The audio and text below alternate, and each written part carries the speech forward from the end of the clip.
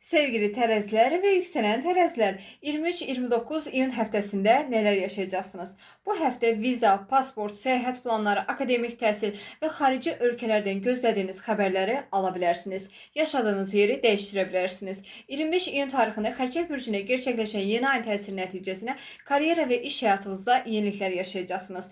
İşsiz olan tərəzi bürclərin qarşılarına bu həftə yeni iş fürsətləri və iş təklifləri çıxa bilər, dəyərləndirməyə çalışın. İşləyən tərəzi bürcləri isə bu həftə karyera və iş həyatlarında təltif oluna bilərlər, vəzifə dəyişikliyi yaşaya bilərsiniz, yeni layihələrdə iştirak edə bilərsiniz, karyera, iş və ailə həyatınızla əlaqəli qarşınıza yeni fürsətlər çıxa bilər, dəyərləndirməyə çalışın. Evinizdə atavızın sağlığı ilə və yaxud da valideynlərinizin sağlığı ilə əlaqəli mövzular bu həftə gündəminizə gələ bilər.